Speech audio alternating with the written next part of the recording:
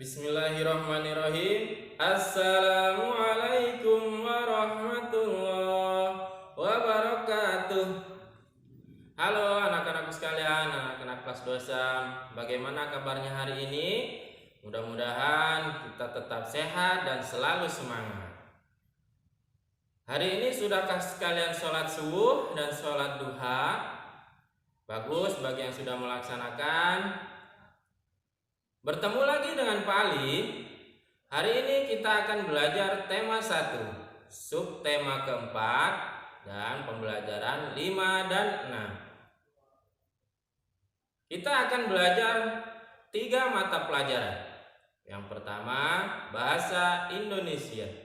Kita akan belajar kalimat ajakan dan kalimat penolakan. Yang kedua, kita akan belajar matematika. Pada matematika, kita akan belajar tentang operasi hitung bilangan cacah, pengurangan dan penjumlahan dengan soal cerita. Dan yang ketiga, kita akan belajar PPKN. Kita akan mempelajari tentang hidup rukun di masyarakat berdasarkan Pancasila, sila ketiga, sila keempat, dan sila kelima.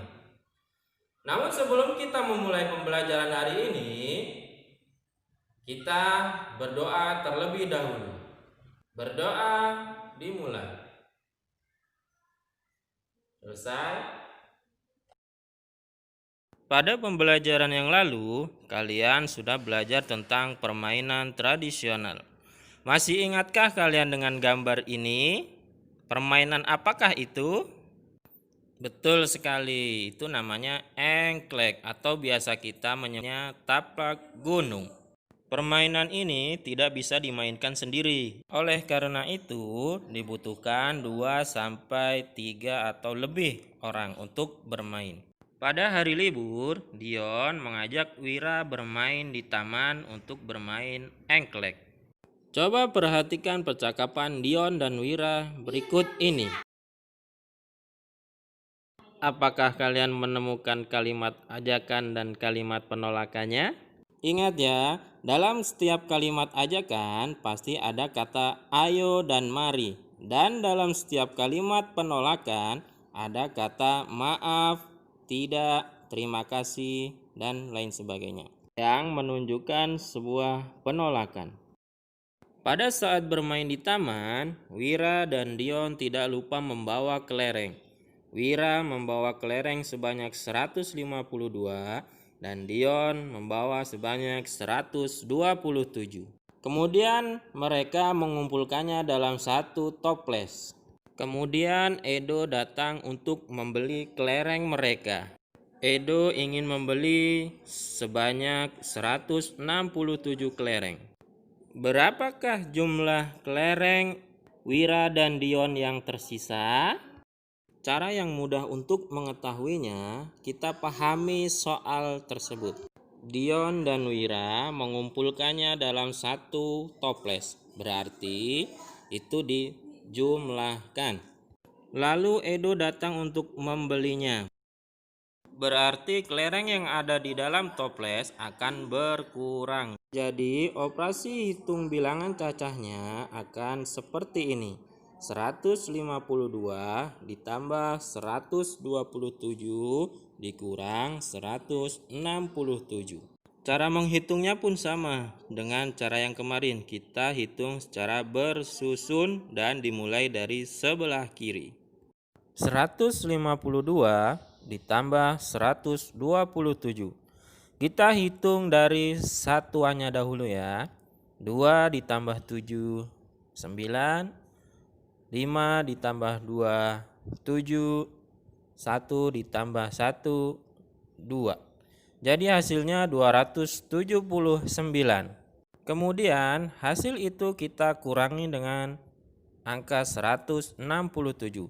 Jadi 279 dikurang 167. Caranya sama seperti tadi, kita hitung dengan cara bersusun. Kita hitung mulai dari satuannya. 9 dikurang 7, 2. 7 dikurang 6, 1. 2 dikurang 1, 1. Jadi totalnya adalah 112. Jadi sisa kelereng Wira dan Dion adalah 112.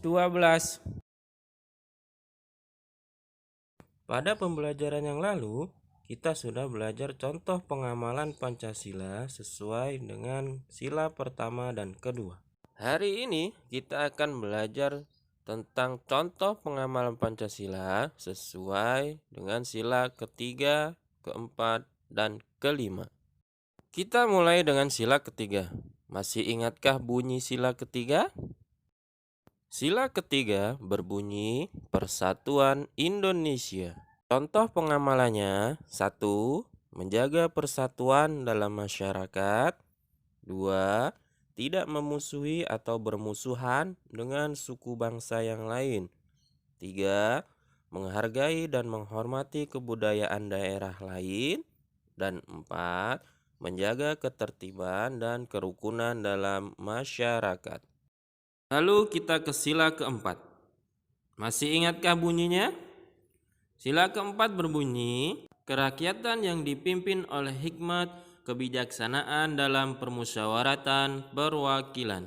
Contoh pengamalan sesuai sila keempat: 1.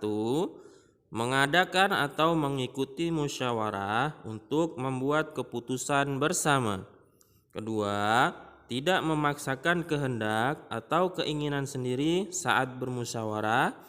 Yang ketiga, menghormati keputusan rapat. Dan yang keempat, melaksanakan keputusan yang telah dibuat dalam rapat. Terakhir, kita masuk ke sila kelima yang berbunyi keadilan sosial bagi seluruh rakyat Indonesia. Adapun contoh pengamalannya, yang pertama, gotong royong membersihkan lingkungan. Yang kedua, tidak menyalahgunakan fasilitas umum untuk kepentingan pribadi. Yang ketiga, menghargai hasil karya orang lain. Dan yang keempat, ikut berpartisipasi dalam membangun desa. Demikianlah pembelajaran yang Bapak sampaikan. Semoga mudah dimengerti dan dipahami. Tugas kalian hari ini, kalian kerjakan pada buku Mahir pada halaman 112 dan di buku paket pada halaman 148, 155, dan 156. Setelah kalian mendengarkan video pembelajaran hari ini dan selesai mengerjakan tugas, Bapak harap kalian mampu membedakan kalimat ajakan dan kalimat penolakan, dan kalian mampu hidup rukun di masyarakat sesuai dengan Pancasila, sila ketiga, sila keempat, dan sila kelima, serta kalian mampu menghitung operasi bilangan cacah melalui soal cerita. Demikianlah pembelajaran ini. Sekian dan terima kasih. Wabillahi taufiq wal hidayah. Wassalamualaikum warahmatullahi